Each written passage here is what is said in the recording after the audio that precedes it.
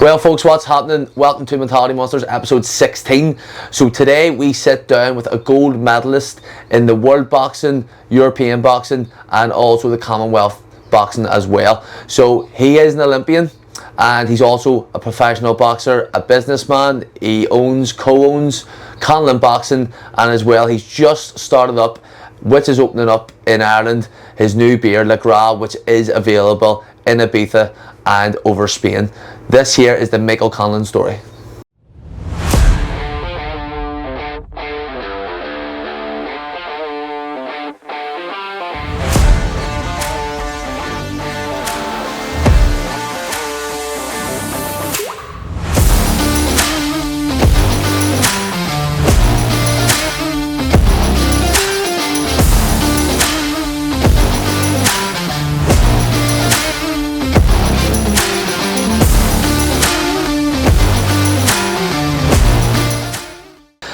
Well folks, what's happening? And today's guest is boxer, businessman and Belfast owned Mick Conlan. Mick, cheers for coming on, mate. Cheers for having me, mate. Cheers for having me, pleasure.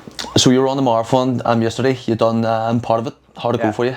That was handy enough. It was just helping pace Sean McComb's brother, D McComb.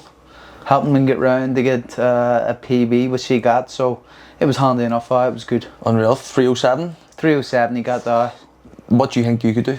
I've done 255. 250, fuck. Sub 3 hour. Sub 3 hour, my first one. So the reason I says I would do sub 3 hour and made me do it. I regretted saying it after I said it.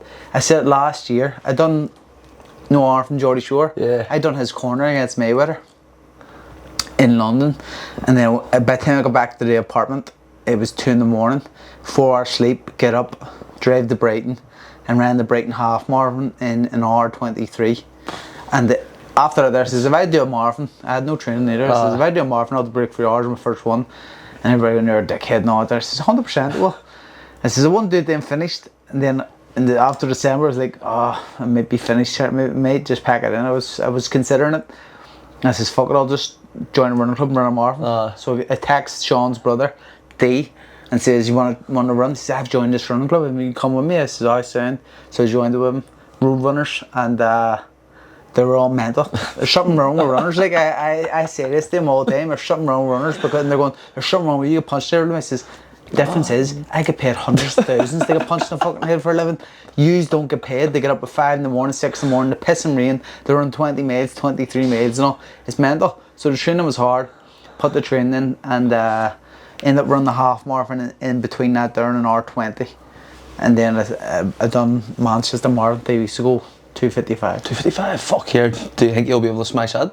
I reckon my next one will be 245. 245? Fuck yeah, that's... Because even at that, the training for it, I was away for most of it. I missed all the big important ones, which they were all doing. Like, before the marathon, they had ran 900 and something mile in the year. I had only ran 600 and something, compared to him, like, you know what I mean? So, like, I hadn't got enough miles to kind of push myself further, but I felt alright. People say hit the wall at like 22, and all the proper runners say 22 marathon starts. I was sound 22, 24 it hit me, and I was like, fuck me. There's only another 2 miles left. That was it. I looked at my watch and I went, I can run 8 minute mile here and I'll be alright, so sound. But I ended up running 7:10 and 7:15 for my last 2 miles. And the rest of them were like average around 6:38 per mile. Fuck yeah, that's tight enough here. That's some going, especially if you shave off 10 minutes. Like 10 minutes is a long time when you're battling like that there. 100%. But now I experienced it, I know what you have to do, and I know when to push, when not to push.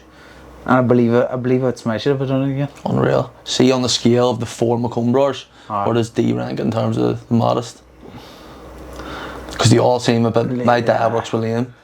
And fucking, well, we had Sean. It's a toss up between D and Liam, but if you get D with drinking him, he probably is the modest. But in general, Liam's probably the modest, so I'd say D or Liam. But Liam. It's a toss up. Especially see, and because Liam does a trade, like tradesmen are just fucking insane. They're mental.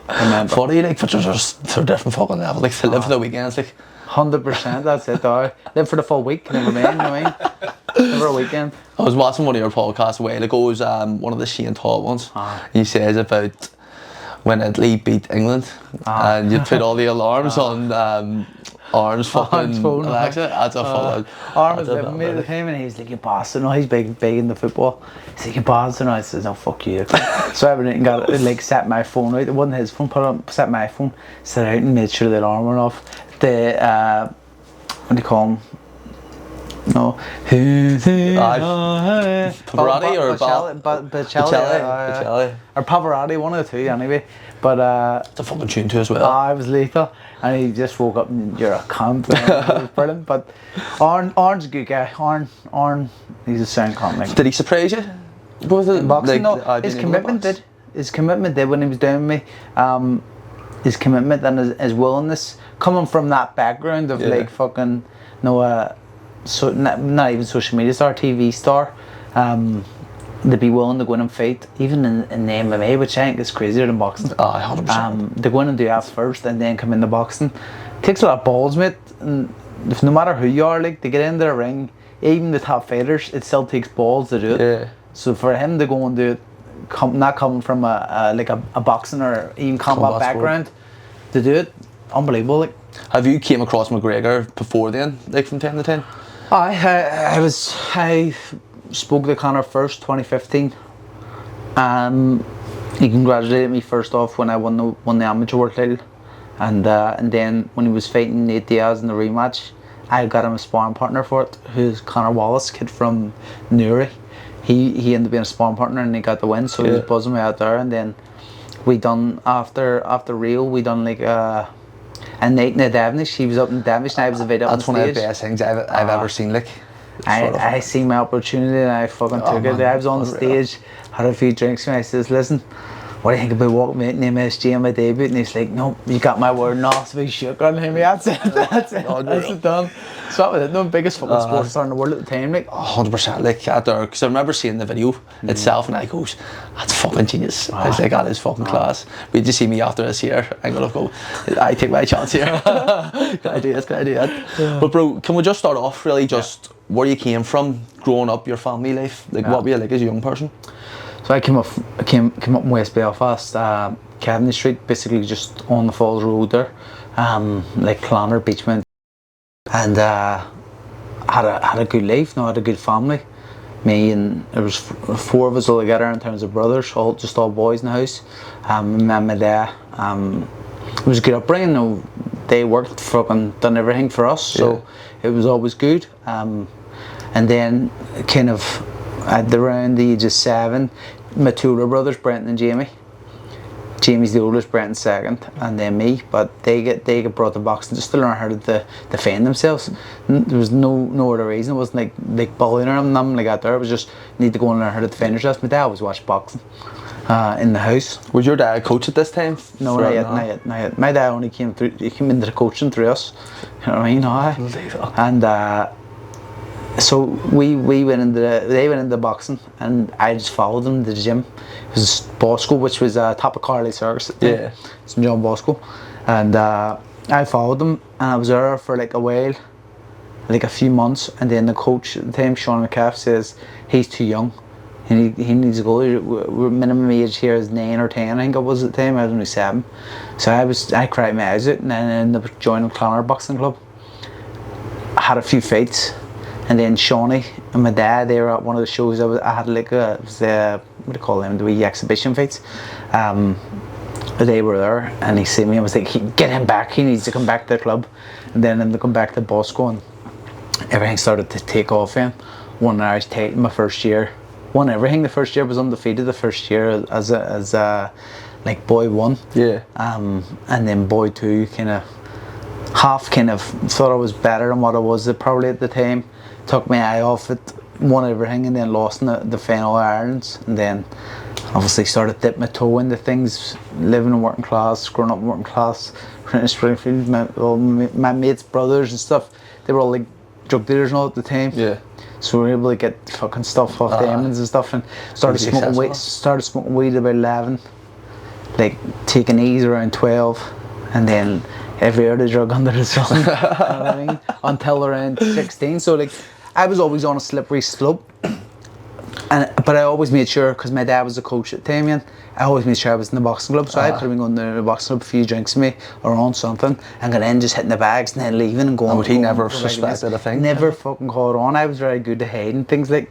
So I was just fucking getting up to no good, and even from my own brothers, because my fear was if our Jamie, not our Brenton, because our Brenton was probably up to no good at the same time, you know what I mean? But like him and Jamie are closer in age than me and him, and we all won the Irish title actually in the first year, the same year. All three brothers, we all won the Irish title the same year. All down Dublin? In Dublin, so it was good, like, and that was the kind of hype and all started to build for us then. And obviously on that slippery slope, I was doing shit like fucking taking fucking blues, taking ease a lot. I was only a kid. And you're looking back on that and you're going, fuck me, if my kids were doing that, like what the fuck? Like, it's javelins, it's scary, but like you dip your toe into things, and I was always afraid in case my brothers caught me or my dad caught me. Was Jamie ever fucking up to anything like that? Or was he always straight? Jamie was always straight. And he would still be straight, like, there's no, he's not the, it's not his gig, like, he's not the type of thing. But it got to 16 and I got picked for the Commonwealth Youth Games, and I was told, you're going to get drug tested this, and I went, the sweat just going off. I said, right, I have to stop everything here. So I stopped, and then from then I stopped, and everything just went up in the air, like, because then the year after, I was 16 then, so the year after I fought in the Ulster Seniors, won the Ulster Seniors, went to Dublin, lost in a fight that probably shouldn't have lost, but it was put on a good performance. And then the year after that, they ended up getting on the national, win the seniors, getting on the national team, and then going to qualifying for Olympics on 1 year, like, and then that was the first Olympics, got bronze and everything there, and then everything just went boom to the roof. I like see with the bronze and stuff like that there as well, just from what Paddy and Sean have said to us, like, you do get that there bit of extra money from well, up here and down south. Did you ever have, because you had that income coming in, you were going yourself, right, a wee bit of spare cash here, did you ever think, fuck here, I'm just going to go on a mad one here? Nah, I was focused on goals then. I'd changed completely from what I was when I was a kid then, the focusing on being the best and wanting to be the best. So I was always smart. Like I was an amateur and I bought a house. I mean, say 150 grand house, and I was able to buy it there, like big deposit and all down it. Like, so I was never silly with my money, and still I wouldn't be silly with my money. Like, I'm always smart and always looking to kind of invest and do smart things. But I got a house as an amateur, earning fucking 60 grand a year tax free. You know what I mean? So Free State's good for one thing, like. that's sports funding, like, you know what I mean? So maybe it shouldn't be saying about bad house, but that's what it got me, like, you know what I mean? It done me, and it set up my life, and I don't regret anything as like from like kind of probably staying a little bit longer in amateurs than what I should have, but I was there to reach goals. Like after London, I got bronze in London, and I was devastated. And the coach, I remember before, the coach Billy Walsh saying, this is in your Olympics, so don't worry, it happens. 2016 your Olympics. I says, alright, sound. And I was like, fuck you, I'm going to get something here in this one. And I obviously got bronze, lost the eventual gold medalist in the semi-final, who actually ended up winning the gold medal in 2016 as well. Roblicio Ramirez, Cuban, very, very good fighter. Like, the Cubans seem to be in the amateur level. That's their game, like, you know what I mean? And so I was focused on that there, and so that's why I stayed, and then ended up winning. So I won the bronze, the following year I won silver in Europeans, the following year I won gold in the Commonwealth Games, the following year I won the World Championships and the Europeans, and then I won every gold medal, like, win bar the Olympics game. Then I went to the Olympics, and obviously what happened there happened. You're the first Irishman to win a gold medal at the Worlds, is it? First and only. The first and only? Yep. No one else? Fuck. Yeah. Here and then, where was that there? Doha. Qatar, fuck here. Must have been some experience. It was lethal, mate. That was lethal. Like, it was, Sean McComb was with me. At the time, my mate always get me to read The Secret and stuff. And McGregor and I was reading The Secret, but she was way before all that there. I never really took to it, and then I started to read it a good bit before that year. It was that year of 2015. I started to like read it and stuff, and like get into it and just like have that kind of positive mentality. And like I was in that World Championship, I asked Sean McComb, asked anybody who was there, I was going, wherever I won gold, I was here to pick it up and all, you know, like talking like that there, and just putting it out there the whole time. The coach and staff, and don't worry, listen, I've already won the gold, they're just going to get it, and you need to just, you know, relax and be alright, not there. And obviously when it worked, so it did, and I went and won the gold. So like that was just mindset, you know what I mean, and that's what kind of got me through out there, because I had some tough fights in that, but came through them quite easy. But the final, because it was the first time in my life I was put down, and with that being put down, I was actually, after winning the world title and being the first only Irish man ever, still I was more embarrassed about being put down than I was than winning. I swear to God, that's how much. What round was it? Third round, last 30 seconds.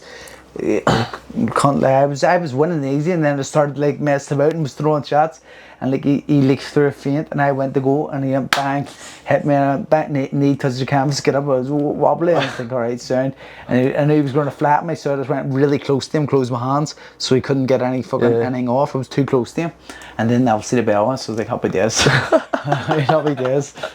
See, even when you were growing up, see, because before 16 you were just like out doing what lads do, like from working class areas here.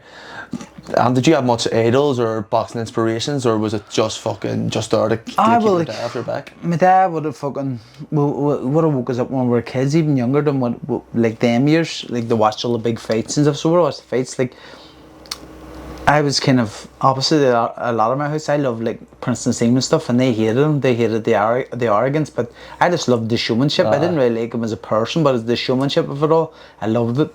And it's half why my fights now, there's always like a show before the show, the big ring walk, and everybody singing. That's all the calculated. It's not like, that's not just happened like that. I've made that kind of happen like that and worked out that way. So I always know there has to be like a fucking show before the show. You can't just wing things and just walk the ring. And people need to have value for what they're going for, enjoy the night, and have an experience. Like my fights at times, sometimes they're unbelievable, but sometimes people could be bored because I'm just boxing the head of somebody, because it can be that easy. And maybe I should probably go back to doing that there, you know what I mean? But like that's it. You just need to fucking have the show, so people will come back no matter what. Here, especially at their one. Fuck, here I was absolutely juiced at their 1 December. Oh my God, Jesus, the state of me. There's some wee lad that we know, so I'm not saying any names, but if you know a wee lad who works in the fucking SSE, you're going to let him say. I'm not gonna say. The drink's alright for you, like, so just going up, fuck off 4 or 5 minutes. I was like, Jesus. The December show, I probably shouldn't even be in the ring. I probably shouldn't even have fought, if I'm going to be honest. Like, there was too much family shit going on, and I only ended up training for 6 weeks for the fight with a brand new coach.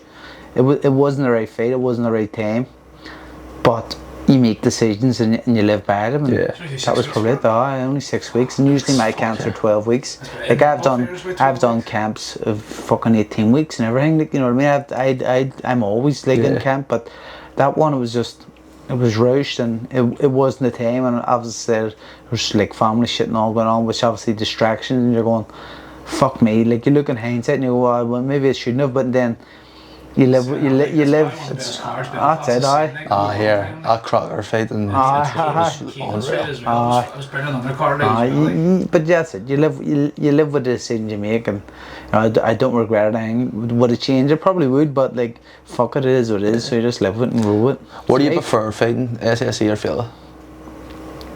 It's a hard one. Because your first fight back here, it wasn't the SSE, wasn't it? SSE, yeah. And we had cut it down in half, obviously, because it was the first one back, and we were wary of him, but ended up selling it anyway, so we could have made it bigger. But then the first Fila fight and the second Fila fight, they were unbelievable. Like they were special occasions. Like it's your own crowd too, as well. Your own people. Like that park, Falls Park. Like, I've had fights in the Falls Park. I've been on the beak in the Falls Park from school. There's been so much things I've done in the Falls Park where you're not getting paid money, and then I'm going to get hundreds of thousands for fighting somebody in the park. You're going, well, here, that's unbelievable. Like, Unreal. Like, fuck me, and then when you're walking out in the atmosphere and everybody going singing Grace, and then like fucking one of the rebels come on and everybody's going mental again, and then another song comes on, and they're like, okay, let's go. You know what I mean? I hear the atmosphere in between the fights is fucking unreal. DJ John Boy, I'll give him a shout out. Like, John Boy is fucking brilliant. See, for keeping the crowd going.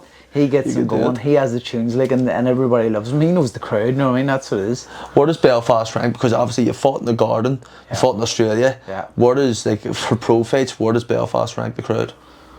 It probably has, because it's your home crowd. You know what I mean? But it, like, in New York, mate. I go to New York, like, I'll talk about this now because I came out the fucking Celtic Symphony, didn't I? Yeah. And I'll be honest.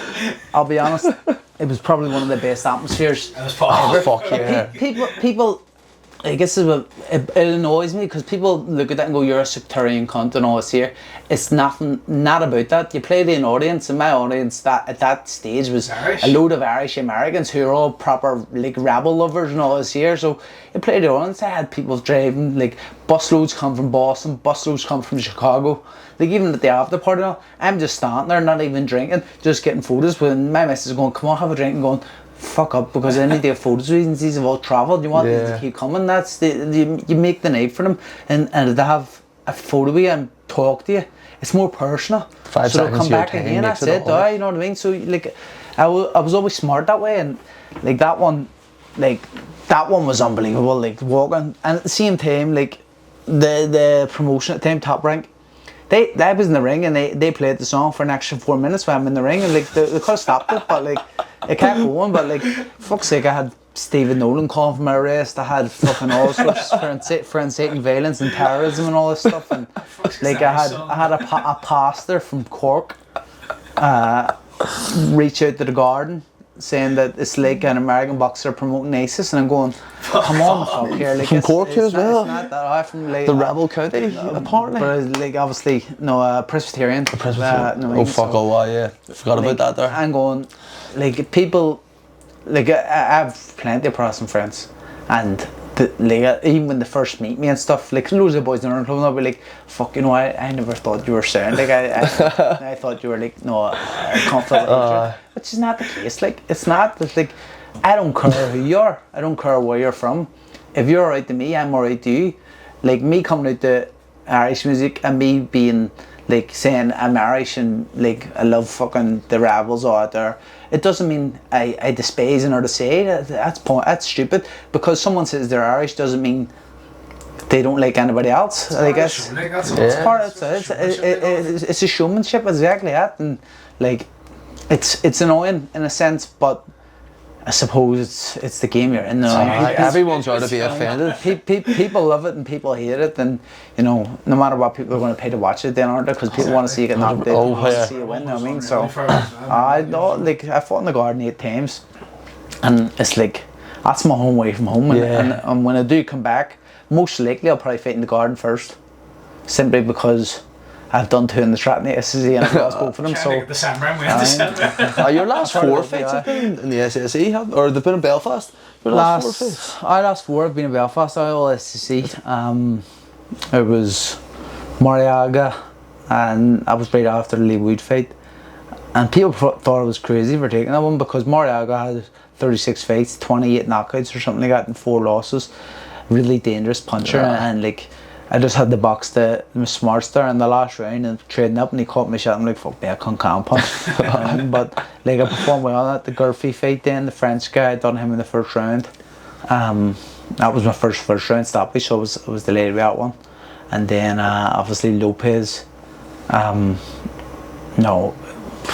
that happened how it happened, and when you're always questioning when a guy has big massive spots and all on his back and all that there, like, you know what I mean? So like, you never know. But then the Gill fight, like, before that fight, as I said, I probably shouldn't have been there. It was fucking 6 weeks of training, and like, the reason I probably done it was like, I'd sparred him so many times and given him so many beatings. You were confident but going then into at the same time, when you look back, and he spoke after the fight about like he was on the brink of suicide and stuff.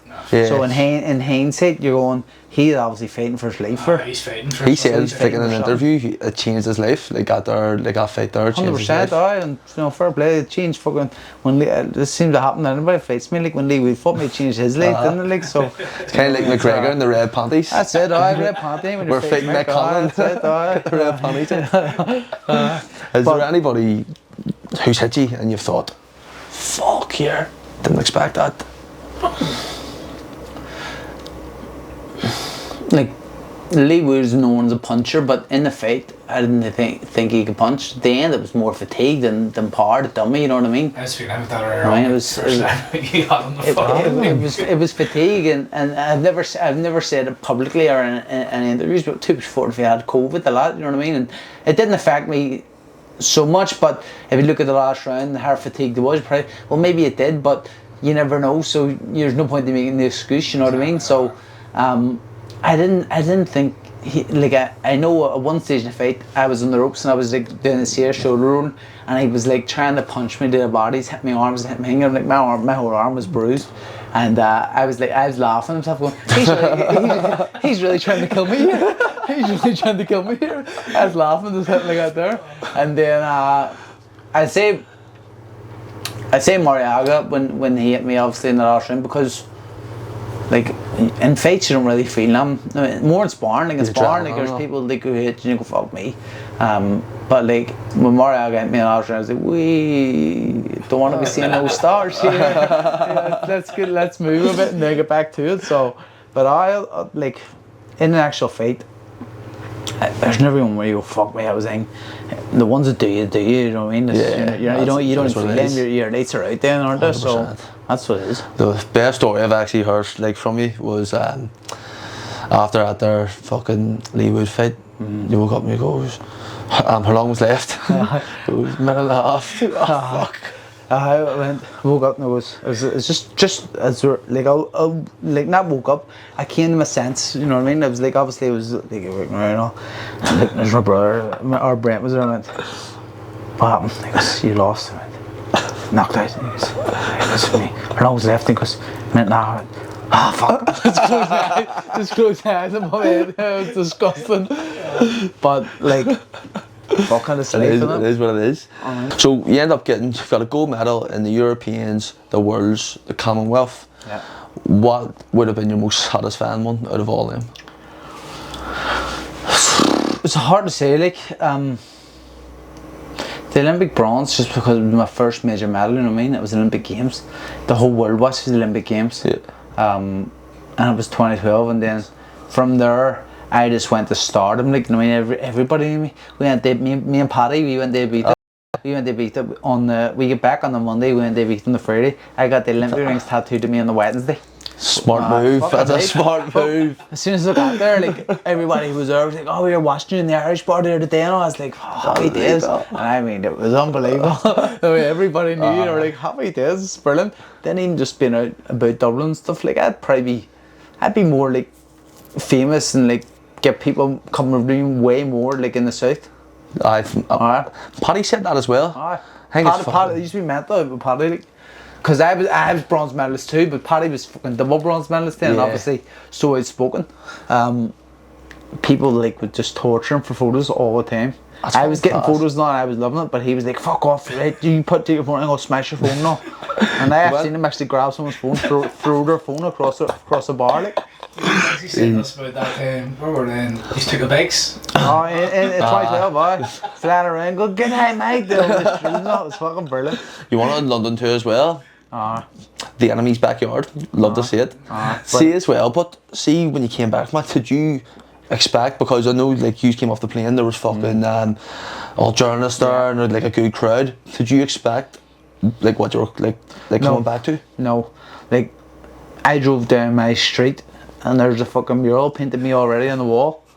Now it was like just a triangle. It wasn't how it's finished, but it was like a triangle around. There's me on the wall, Olympic medal. And I was going, fuck me, this is mental. And see, the thing is, see, like parties and all that. There was a party for me, and like all people are with me. I hate it, and I don't like it. I'm not comfortable in situations like that. Like, nah, I'm alright, but especially at that stage, I was just like, oh fuck, I have to get photos here, people, and like talk to people, and I was awkward at the time. You know, I was like, oh, alright, there's photos not there, but I ended up just getting used to it because it's happened so much since then, like, you know what I mean. But at that stage, fuck me, my man, all that big party and all that big street party and all outside the house, I was going, he's fucking serious, why the fuck is doing this for and all, like, it's fucking terrible, I'm scummed. But like, right, it's just, See the competition you had with Paddy, the one who can get the most photos with athletes or celebrities. Who actually ended up winning that though? He won it. I don't even, we've never even said who won it, but he definitely won it. Like, he got photos of everybody.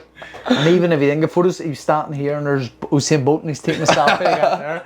Another one on the list. 100%, but nah, it was good. Like, the best one I got, I think, was Serena Williams.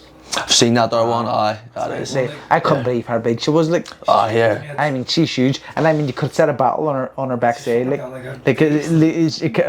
her bum came out so far. You could have set a battle on it. See her back, fuck's sake. She is huge, like. You should get her for a fucking promo. A promo for the beer, just put a beer bottle down on her.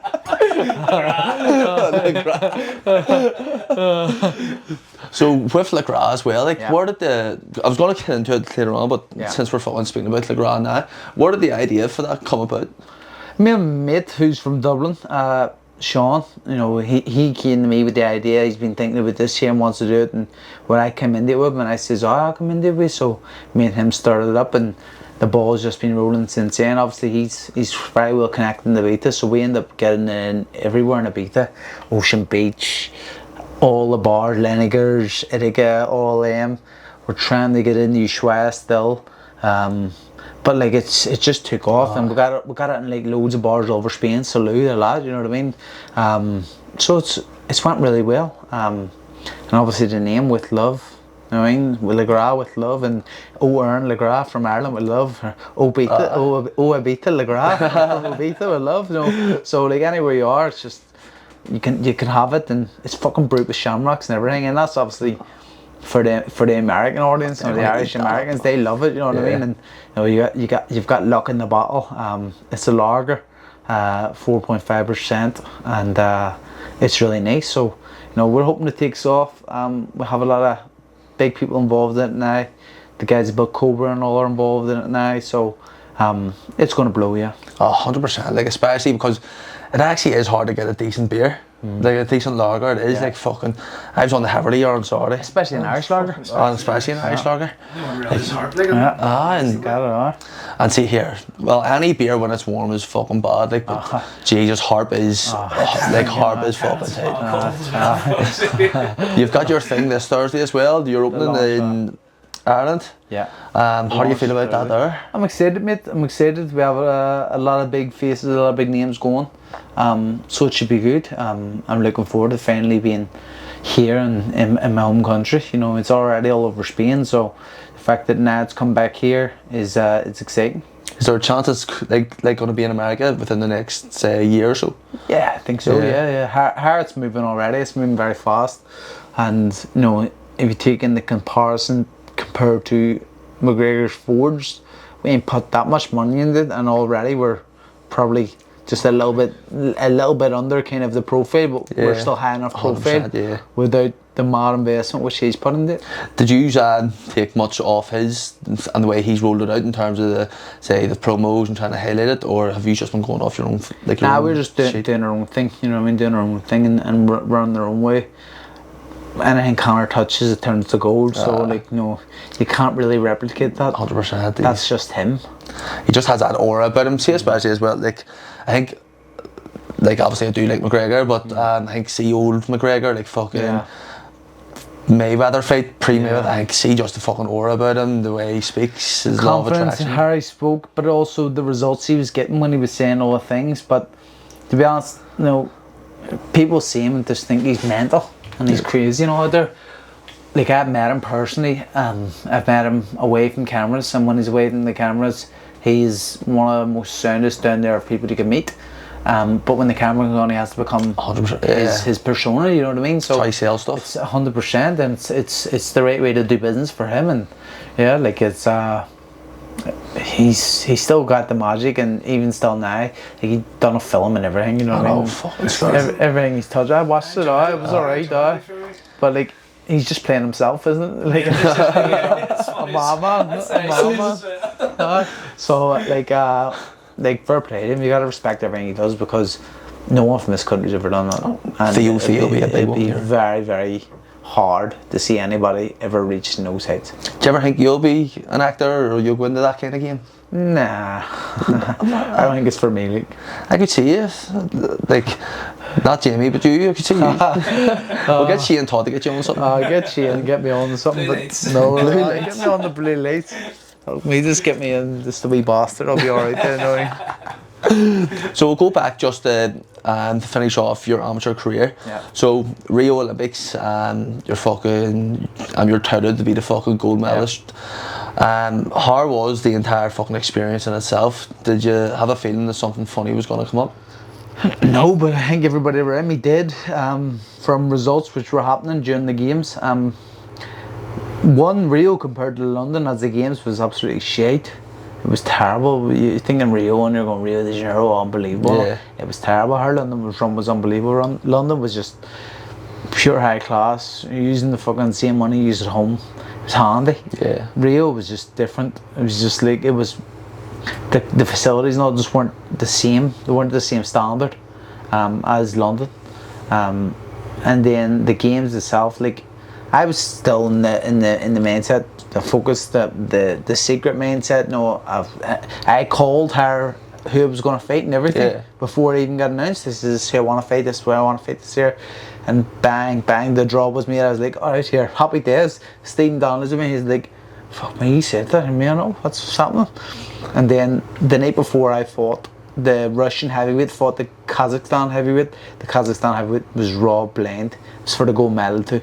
And he got robbed and screwed. And apparently, like the coach Zorante was told. I wasn't told nothing, but he was told by the Russian coach after my quarter-final fight, or sorry, my last 16 fight. Go get some help. Your boy's not going to win. And he says, what do you mean? Your boy's going to lose here? He ended up robbing the guy before me too. He says, no, listen, get some help. So apparently, like, they rang Pat Hickey, who was already in his scandal with the Olympics, rang around everybody, kind of get this sorted, and then it came back that it's too late. And I didn't know this. I remember the night before the fight, my dad came in the room, was talking with him. He was like, listen, if you think you can stop this guy, you go and fucking stop him. I was like, alright, sound, no problem. So I was like, happy days. And then went into the fight, I went out, and I speak to my missus, my brother and my ma, who all were, and my daughter, but she's only a baby. They says when they were walking to the venue, it was like walking to the funeral. It says like there was just... Did they all know themselves? My dad said to them all, like, fuck. So like they were all like going like, fuck's sake, going to the venue. And then obviously I walk out, wasn't ready to go. First round went out, box your man's head off, come back to the corner, you lost that round. And then I remember my dad shooting into me, because obviously Paddy was up behind the screens getting the scores, and he was shooting down. And my dad said, they're trying to fuck you here, you got to go and hang, you have to go and fucking take this cunt out. So I went in the second round, gave him an absolute beating, ended up winning that round. And then the last round, I won that round and lost. And then I still didn't know, but I knew I was fucked over. Yeah. So that's why I took my test off and went, fuck you cunts. Because I actually planned this a year before, you know. I'm not even lying. So me and Paddy, we qualified for Olympics. We qualified for WSB, which is 5 rounds, no hair guard, no vest. Like a semi-pro type thing, but there was like still in the amateur scene, still fighting all the elite amateurs. And we were fighting for Italia Thunder. Is that World Championship? Aye. So we were in that, and like I was fucked over twice in that. And my last fight, like I needed a fight to go the other way. I needed a fight to get one of the guy who beat me, to lose against the guy who I beat. I was like, there's no chance of losing these fucking shit. So I stopped the guy. I was like, fuck's sake, alright, sound. So I says to my dad, fuck this, I'm just going to go out and try and knock this cunt out. I'm not qualified for Olympics, I'm not going to the qualifiers, I'm turning pro. And he's like, just go out and focus and just box, you need to be smart and all here, box. I says, fuck this, I'm just going to, he says, don't be fucking stupid. I mean, now they fuck me over and see after, I'm just going to give the judges the fingers. So I won the fight, I ended up going to have a war and made the fight way harder than what it was. I won fucking 4 rounds to 1. And I won the fight, but the crowd, like, they were going, like, it was in Venezuela, in the favelas, and they were all going, Venezuela. It was unbelievable, the atmosphere was amazing. I was against the Venezuelan. I ended up winning, and then, because the atmosphere was that good, like, and the fight was that tough, and the atmosphere in the crowd was that good, I just clapped the crowd. Yeah. I didn't give the fingers, and I go to the ring, next time Paddy runs, "Are you qualified? You qualified?" I was like, "Fuck off." And then my dad turned around and said to him, "You better not be fucking around," because I was a master. "You better not be fucking around." And he looked at my dad, and then he ran away. And then he came back and says, "No, you did. You qualified. You qualified. You qualified." So, like, and then that was just the fucking buzz. But like, in the amateur game, you get fucked over all the time, you know what I mean? And like, things go different ways all the time. So, There's politics. it's so much. Like, there's so much stuff. Amateur paid for and pro as stuff. well. I think it's fucking scary. Pro as well, but like the amateurs. It's a perfect example. Sean's face, perfect example. Like, you know what I mean, but like, I'm going. Fuck me, I planned it then, and thankfully I didn't, because then they're going doing what I've done, and then, you know, when it happened in Rio, I was just like, fuck it, I'm doing it. And then I remember walking back, and I was going to spit on the judges, because spitting on someone's the lowest thing you can do. It's one of the lowest things, and I was that close from doing it. And I was shouting things at them, walking past them. And did they look at you at all? Nope, they started looking like that. And I walked over to the media, and BBC seen me and went, "Nope, we don't want him." RT were just like, "Come on." And I went to RT and said what I had to say, and it went down so well with people, because it's how a normal person would react. Yeah. You know what I mean? Like, a lot of athletes are media trained. Most athletes are media trained. I was media trained, but I didn't show it. I just showed true emotion. It goes out the fucking window and stuff like that. But you have to show true emotion. See this, like, I've seen a lot of the guys in all different sports, like running and everything. They're like, "Oh, I need to go back and look at this here and do it there." I'm like, no, I was fucked over, and I'm gonna say it. And I just went mental on the TV, and like in the immediate aftermath, when I went back to the dressing room, I remember, because after TV went round, you do the journalists, who are all the writing journalists. I said to them, and then like, I was talking, and I just need to go here because I was going to cry. And when the dressing room was crying, I was like, "I fucked it," because no one's going to want to come near me now. Little did I know, my phone was fucking buzzing up. Well, cunts trying to fucking say me right away, like Top Ranked a lot, you know what I mean? Fucking all of them on to me. But it wasn't until I got in the dressing room, I'm just going, fuck me, and then I grabbed my phone, and like my Instagram followers went from like 15k to 100k, and I was like, oh fuck.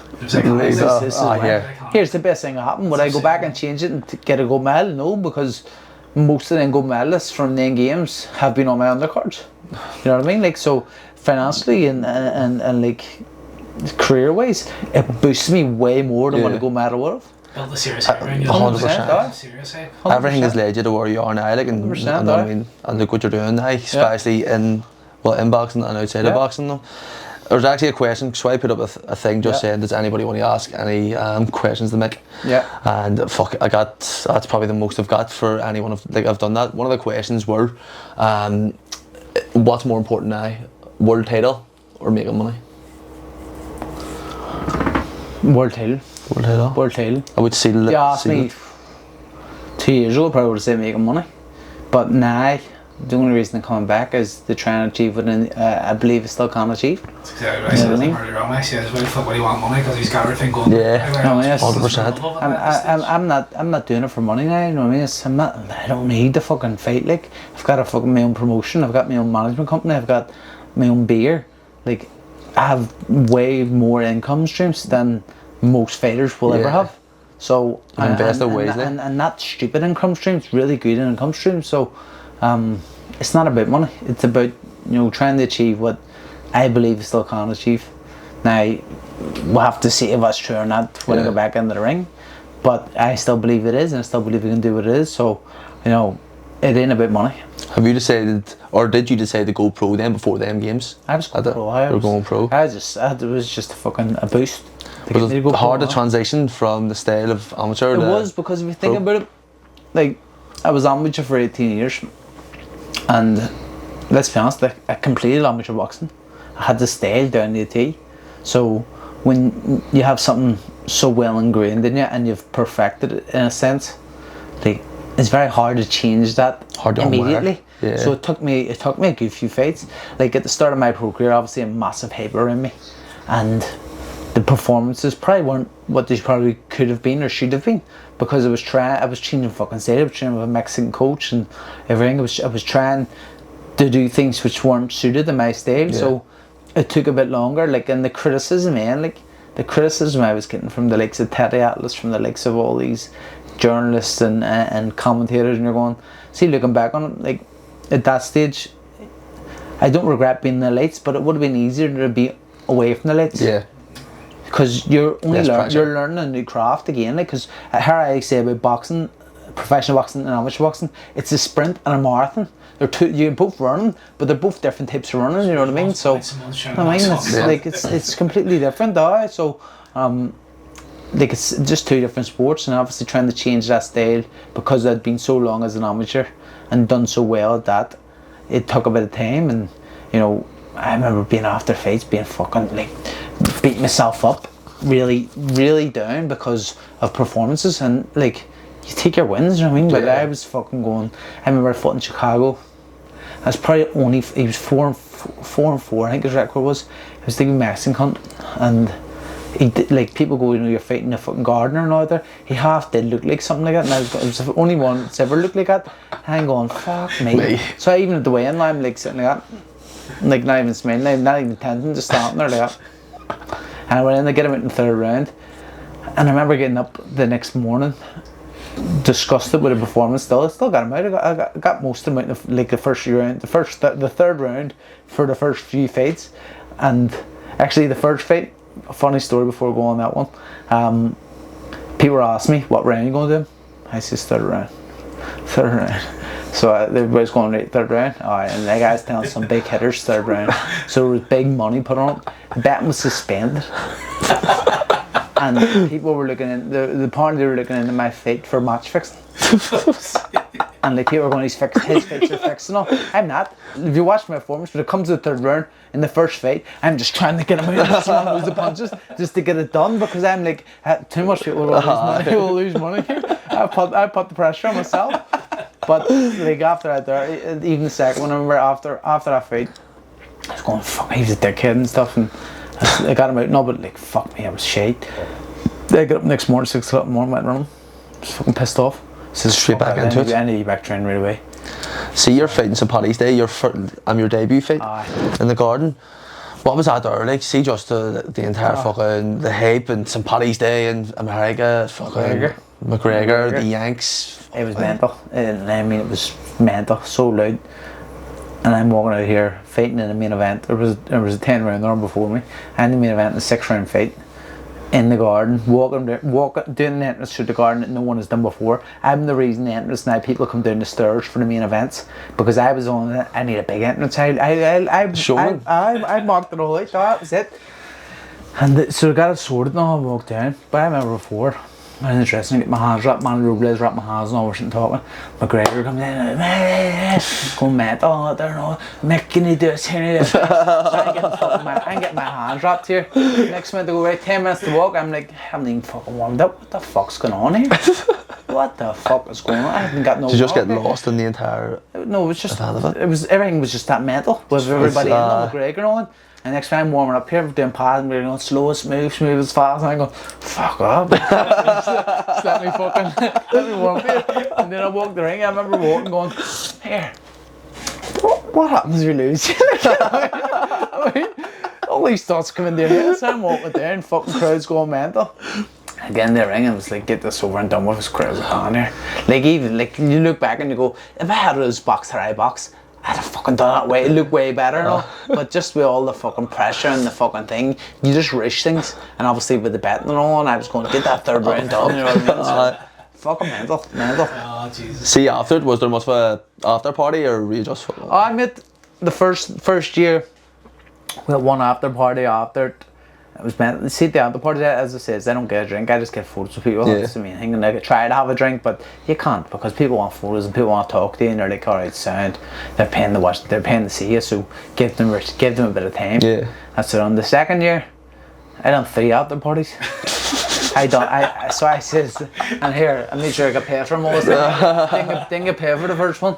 So I says, the first bar, right, I'll be here, and I'll be here for half an hour. I'll be an hour. We done Jack Dempsey's, we done Mean Fiddler, and we Fiddler, done what was the other one? The Conleys. No, Pig and Whistle. Pig and Whistle, aye. So done all them, all three of them. An hour here, or half an hour here, half an hour, half an hour. It's fucking mental. I love the Fiddler. It's fucking unbelievable. Like, and they're all great people. Like, you know what I mean? Conleys is good as well. Conleys is good, aye. But I know, like, fucking, you know, you make most of it to go around all of them, get the money in, you know what I mean? Raking it, man. That's how you have to, like, you know what I mean? Here, I've actually got a film that you possibly could be in. The Greatest Showman. You could be the Greatest Showman, man. See, when you were away, so your first 7 fights were in America and then one in Australia, was it? Yeah. So with that there, where was your family staying? Were they staying in America as well? So me, Shauna, and my daughter, we all moved over. Sold my house in Blackrock and moved to LA. I was living in Marina Del Rey. And I was like, my first year when I signed with Tom Ring, I was getting a wage and everything off him. But like half my wage was going on rent, you know what I mean? It's $5 grand a month on rent, you know what I mean?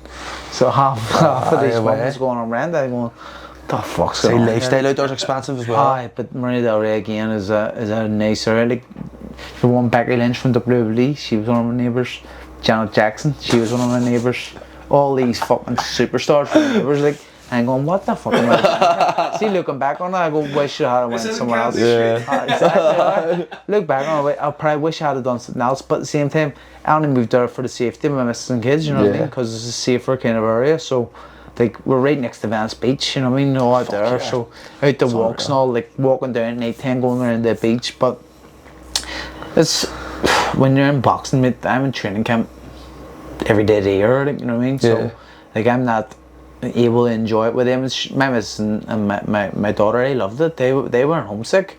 It was me going, here, this doesn't suit me. Like, it's not, I'm not with my people, I'm not with mates, because in the gym, I was in the gym with like Oscar Valdez, Jesse Magdaleno, 2 world champions, and load of other like Mexican kids and stuff. But like, we weren't mates, we were friends, but I wasn't mates. I wasn't going to went around together. I wasn't chilling out with them. Like, you need your own kind of space, and especially in training camp, you need mates. People around you. You need even the people who are on the same drive as you. You need to be like connecting in a sense. You know what I mean? So, like, that was missing. And then obviously, I just thought the style was wrong for me. It was good to learn it and good to have that in the locker, the Mexican type style, but I'm a boxer. You know, I move. I'm a mover. I'm not a person who stands to the toe. That's not my style. Never was my style. And I was getting into that there a bit too much. So I changed it up and went to Adam Booth. Then where did you go after that there in terms of like living like LA? I moved back here with the family and let them. We bought a house around the corner, and then I went over to training camp in England and was living in Epsom for a year. How do you find that there, being away from the family? I mean, it's hard, but at the same time, it's not new to me, because when I was on the national team, I was away Tuesday to Friday every single week. So I was used to it, you know what I mean? It's not like I'm going in, and nowadays with FaceTime stuff, it's much easier, but it is still very hard. And now, after my December fight, it's the longest I've ever been home in my life, around my kids in my life. The longest they have had me in their lives, like consistently without me being away. So when I do go back, it will be quite hard, especially for them, because we have like a different kind of connection from me being home, you know what I mean? So on the 14th of December 2019, you end up fighting the fella who robbed you in Rio. So how did that there go? Like, see, just in terms of the build up and stuff like that there, what was going on in your head? Well, like, that fight was actually supposed to be the first fight for the fella. That was the fight we was done for the fella, and it was all signed and agreed and all, and then he got an injury. So I had to get in Diego Alberto Ruiz from Argentina, and it was a good replacement, but I wanted him in Belfast. But see, to be honest, Vladimir Nikitin, his name is, he's actually a sound cunt. Is it? He's a sound cunt, and like, he looks like an angry boss. I know he has like a baldy head now, he's like runs right like that there, but he's just really nice. And like, in the build up, I was just winding up now. If you look at the press conference, I'm wearing like what Rocky wore when he fought the Russian, and I have a mustache and a hat and all on, and I'm fucking like sitting there wearing like one of the big furry coat and all out there, and like, listen to Robin Rio, he knows how I won out there. He wasn't saying much and all, and then after when I beat him, and I beat him very easy, he was like, "Nah, can we be friends?" And I says, listen, I've no problem, listen. And I says, what happened in the Olympics, it's not you, it's the judges, but, and like I've said publicly, and I stand by it, if someone came back to me now and says, we can overturn the decision, you get the medal, but have to take it off him, I'd say no. That's his medal, like, it was not his fault he got it, it's his country, but it's not his fault, so I wouldn't take it back off him. And as I said, he's a nice guy. Like, what was his pro career like? It was alright until he fought me, and then he had a few losses. It's alright, he fought me, and then you can't take a medal, you've ruined them already, fuck's sake. Lovely fella, like, and even when you're fighting, he used to walk around like in the amateurs and stuff, and he used to have a big angry face, and just looked like a hard man, but he's actually always alright. Like. Dead on. See, the way you fought in Venezuela and stuff, where would have been your most hostile crowd you've fought in, or the most hostile place? I could probably be fucking here for fuck's sake. No, hard one. SSE. No, like Nottingham was good because it was half and half. Yeah. Half Irish, half English, and the rebels were getting sung, and they were singing "Fuck yeah, Rio," there, all the stuff, all the songs, and it was going back and forth, and like. Even when I was walking around, you're on like fucking Conlan, yeah, I was singing songs and all like on the ring, so that was good, and like. Someone, like one of the fans, when I was going out, I was getting wheeled out, wasn't I? And one of the fans went, he's dead or something like that there. And so a relative of mine just chinned him, knocked him clean out. He leaned over and he's dead, and like tried to spit, and he just got bang, put to sleep. So fuck that cunt. Karma is like fuck me. Like, I get it and all, back and forth, and all there, but like. It could have been fucking serious damage, or like, you know what I mean? And some cunt still taking the piss. Most boxers you see doing that, I know usually like stand back. 100%, calm down the fuck, like that's same as Owen O'Neill, we had our knockout of the year. He got. Right, was a belter. It was a belter. See, when it comes to stuff like that, there, because only person that I could probably compare you to is James McLean. You know, like in terms of the hate you get from the likes of the other side and then the English and stuff like that there as well. Do you just roll with it, just here, or does it ever affect you at all? No, mate, it's part of the process, isn't it? Now, this would be different if people are coming up to me in the street and going, "You scumbag," not there. You can't do that. You know what I mean? There's consequences if someone does that, so they wouldn't do that. But like, fuck's sake, I get trolled every day, you know, online. Like, if someone puts something up a day, like about a video of me or something like that there, and then the next person sent. Like someone sent like a video, can't wait to Michael Conlan's back, and someone sent one to him saying to get me get knocked out of the ring. They're like I mean, it's going to happen all the time. I'm in the public eye, and unfortunately now the world we live in with social media, people think they can just come and throw shit at you sitting in your living room, because if you're on your phone in your living room, it's like someone coming in your living room and talking shit to you. You know what I mean? It's simply like that. But if you feed into it and live for social media and stuff, that will affect you. But you know, it's at this stage, it's duck off water's back now. Duck off water's back. Water off a duck's back. So, it's just normal now. You know, you understand that, like, people.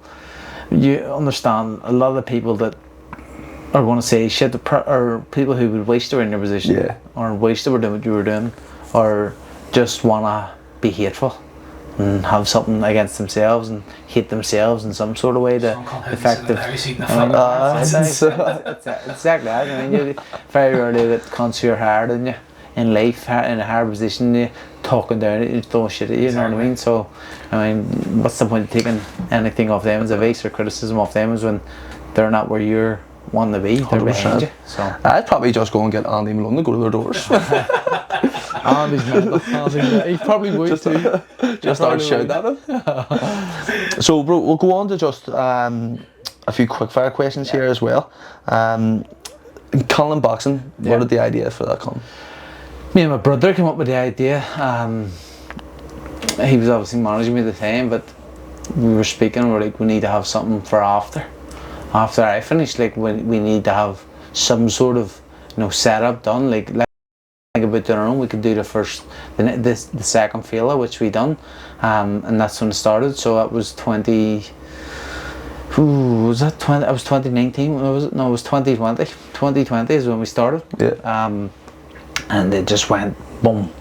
It went unbelievable. And split up, but like, you know, I put an awful lot of money, an awful lot of my own money in it to get it going. Yeah. And we've won some in terms of the monies. We've won some, we've lost some, and that's just the game of boxing. With like, you have to, yeah. See, because NTK is no longer a thing.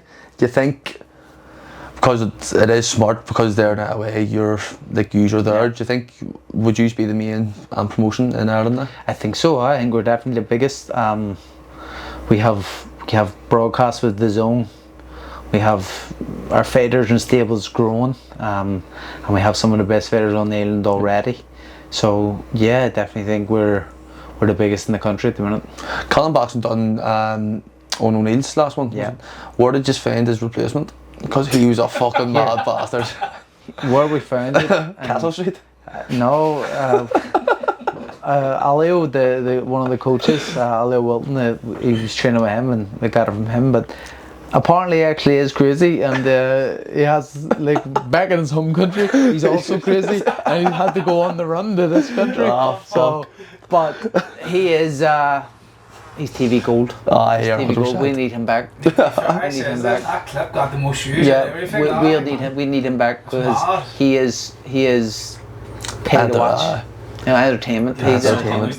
Dancing and all, like going out there, mental. Like, here. You know, he could actually go if he really wanted to. You could tell, like, you know, he's in there. He was squared up the McGill at one stage. What the hell? Like, the way he's wanting to punch you in McGill. It's crazy. You should get him in there with Conor Burns. He's my nemesis at the minute. He hates me. He hates me. Listen to any voice note gets sent there. Fuck Mick and Jimmy Conlan. I fucking hate them cunts. I'm glad he get knocked out. Like, you wee fucking bastard now. I don't even know. I didn't get him an interview. That's what it was. They get an interview on BT Sport, and he hates me ever since. Did you pass me just that? No. I just read past me. I always just just give him the finger, just go wanker. He's like, I'll fucking kill you and all. Fuck your missus and all out there. Cunt. Pancake face. Pancake face and rubber nose. So, who would your best win be against? Like, what's your best one? Like amateur or pro?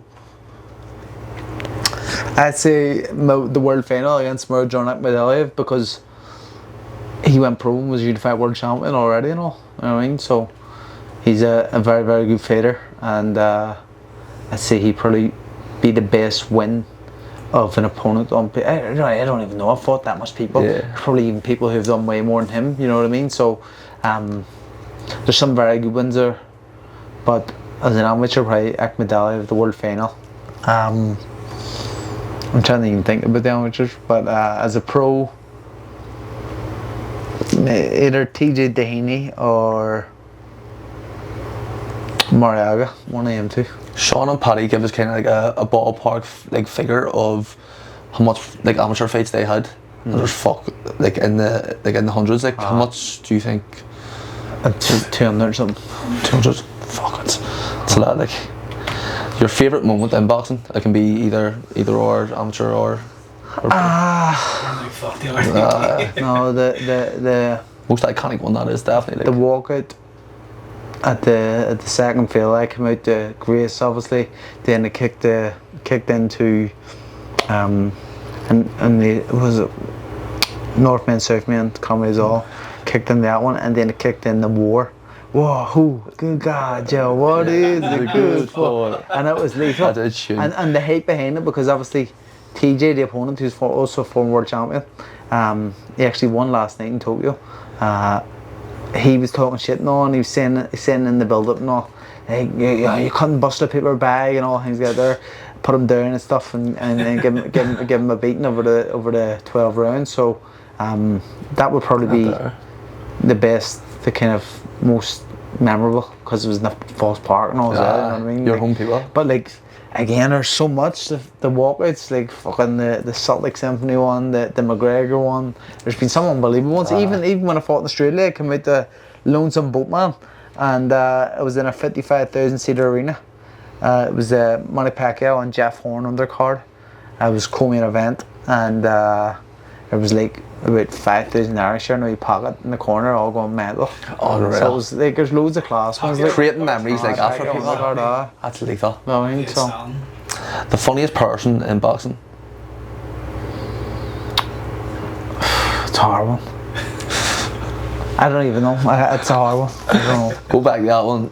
Who's your best sparring partner? Best sparring partner over the years as an amateur, probably Paddy. He said the Paddy was a great. Me and him had great work. Like he helped me develop in the fighter I was with the work we give, because we just went hell for leather all the time. Like, you know what I mean? And it was class sparring. Like, and both of us obviously were really fast. Both just threw loads of punches, so it was great. And then when I wanted to, I could just box him. So, but it never went like that. It was always just like, no, come on, let's go. And Paddy probably. Funny one. The first time I actually sparred Paddy, I was actually like going to be Paddy's weight, and I was only a kid. And I remember I brought over to spar him. I was like, fuck him and all. And I went to the gym. He was trying to talk to me. I wasn't talking to him and all. I didn't know him. I was like, fuck him and everything. Could you understand him? No, I could understand. He's like fucking. I remember getting this bar first when I was boxing him. Next month, I was only 16, and then he started throwing loads of punches, and I was fucked by the end. I was like, fuck's sake, we bastard. But Paddy as an amateur, as a pro, pretty hard to be back. Harlem's son. Harlem's a great fighter. Very good fighter, and much bigger as well. Like. I like him so do. Yeah, good guy. Like. Even that podcast now, he seems so down to earth. No, he really is. And he doesn't live over the name either. He just takes himself there as well. No, he's completely different than Eubanks. It's good to see that. See most people try and live over filming him. Nah, it's not him at all. He just lives his own but thing, like. Harlem, just because of how much work we've done together, you know what I mean, and we worked on things and stuff like that. It was always beneficial. Like. Have you always been able to adapt your game to a specific fighter, like change things? That was my bread and butter, is being able to be adaptable and change when I needed to, like fight orthodox. I'm natural orthodox. I'm probably better southpaw. You know what I mean? It's like it's just something always done from a young age. It's probably a good ability to have, like, especially because there's a lot of fucking fighters that are one-dimensional. People don't have a clue sometimes when it's happening. You know what I mean? And they don't know who to train for. Then you don't know who to train for the orthodox. Me or the southpaw me. You always get people like him lost in the college. You always hear going, I was southpaw and I was training the whole time before. That's what happens. Like, happens all the time. Like the maddest person in boxing. It's not a tough one. It's kind of on par with the funniest one as well. Your man who owned fought. He is the maddest person in boxing. My kids went that way and they were like, Daddy, where was he growling? He was growling and he winked at me, and I says, fuck's sake. And he was only getting in and he's obviously put it on, so he's only winking like that there. I says, it was weird. I says, no, I know, I get it. It was weird.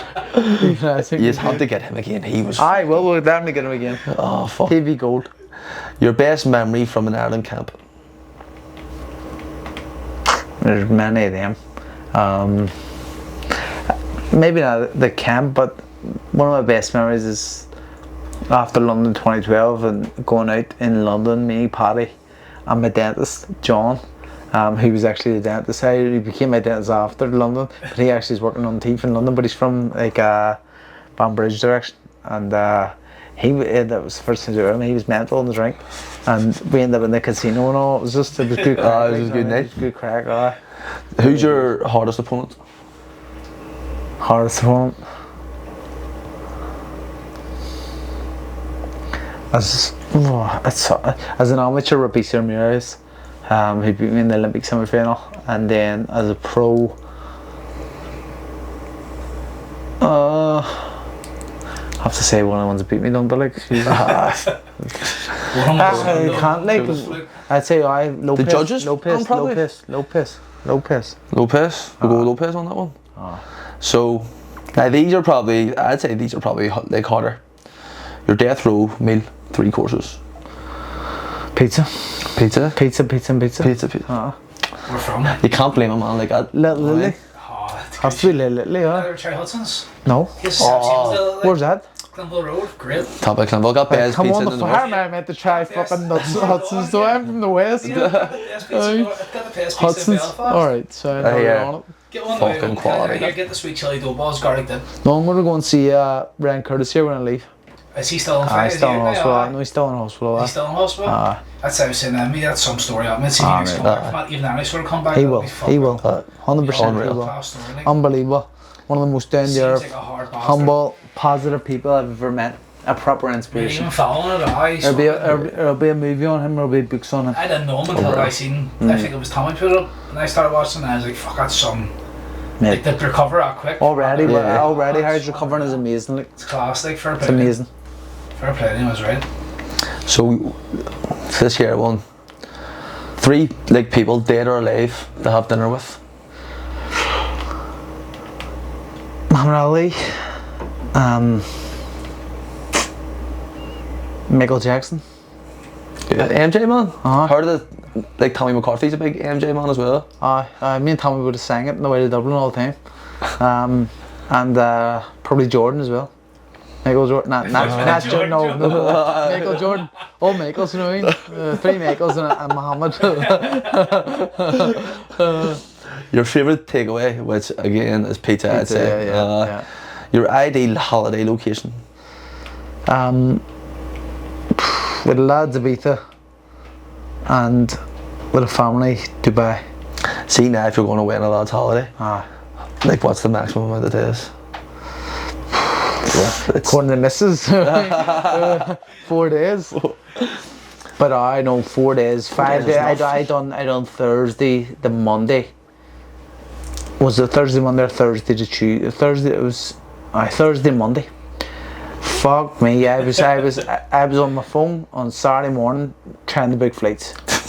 I was going, I need to go, and I don't do nothing like that. So I was drinking, and I was going, I need to go home. And I was like trying to book it. Like Ryan McLaughlin, he was over with his missus, and like she was going home. So she says, I'm staying. I'll stay with you and stuff. And I says, sound. And I says, what time's your missus flight? He says 11 o'clock, 10 o'clock. And I says, why? Are you trying to go home? Yes. There was no fucking flight. I had to stay. So, but fuck me, no, 4 days is enough. 4 days. 4 days is enough. The next one is one of the people on the fucking story. Yeah. Written an All Ireland fight. Who are you going for right now at this time? No, just for you, just a promotion to do. I heard about it, and for yourself as well. Who? There is no one. There's no one good enough. No one who in Ireland who I would go, I'll fight him or anything. But an All Ireland fight. There's a good one. No, that's done. That's done. Who am I thinking here? Aaron McKenna versus Lewis Crocker. That would be good. I think Aaron could be middleweight, so it could be Stevie McKenna versus Lewis Crocker, or else Paddy McCrory versus Luke Keeler. Make it happen. Yeah. Make it happen. Yeah, it could be. Could be done. That'd be good. That. Alright. Be very good. Yeah. I'd be a sellout, no problem. Like. Yeah. And then last one is who's the most up and coming fighter to keep your eye out for in terms of the Irish boxers? Has to be Crocker, like. No, Crocker's already there basically, isn't he? He's on the fringes now, isn't he? So I say Pierce O'Leary. Pierce O'Leary. Brand new Conlan boxing signing too. Is he? But he's someone who he was also with MTK, but once MTK closed down, he ended up going to the Warrens, and I was disgusted because I wanted to sign him. I've been wanting to say he was promoted by the Warrens, but he ended up being managed by them because his trainer at the time kind of linked them together. But he's someone who I wanted to say from the start, someone who I've raved about from his debut because he was a young kid and he was fighting a Nicaraguan like journeyman, but also like they're good fighters and they were just going to war, and I was going, he has balls, he can punch, he can fight, he's not stupid. I like this kid, I think he's going to go far, and now we've got him, I think he goes far. Was there ever a chance of you signing Conor Quinn? I'm not too sure. Jamie would have been more in control, and I've kind of come in more now because when I was in the height of the fighting, he just dealt with the ring. 100%. But I think it could have been at one stage. He's a four now, which is brilliant for him.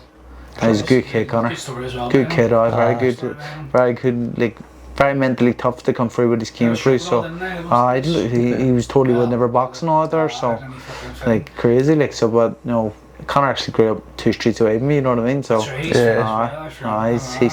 Erskwood Street. Conor has a few fighters, like Paddy McCrory as well. I say Beachmount. Beachmount, the wee one up the wee side street. Aye. What do you call it again? Fuck me, I haven't been there in years. Barnes'. Do the pink pasties. Aye. Pink pasties where it's a load of curry. A few rounds of bread. Pink pasties? Talking about we'll keep that on the hush. Do you have any questions, or lads, like yourselves? Just No, Brian, well, fire in. See, I did the Macquarie one, I was my one. Yeah. If that's trying to get me, that'd be class. Like. Yeah. 100%. Well, Paddy McCrory, my dad actually trained Paddy's amateur. He's so enjoyable, man. He's brilliant. He's a great kid. I'm really happy, really proud of him because I fucking can try to always keep that kid on the wing growing up as well. Like he's way younger than me, like although he doesn't look good because he's so big, but way younger than me. Massive. I know. He's been doing the tour since he's about 18 for fuck's sake. But he's a really good kid, and I'm happy to see him finally getting somewhere with it. Like, you know what I mean? Because he always had talent. No matter what that kid done, he would have been alright. He could have played football. He was a class B footballer when he was a kid. Could have been a boxer, but you know, I don't even know how he got into the MMA. But when he got into the MMA, he took to it and he went well with it. So I'm happy for him. His friend group as well. He's got that with like Gareth Smiley as well. He's Smiley and all that. They're all brilliant, great kids. Like, you know what I mean? Their heads are all mental, like, but fair play to him. But bro, thank you very much for coming on. I really appreciate it. Cheers. All the best. Legend.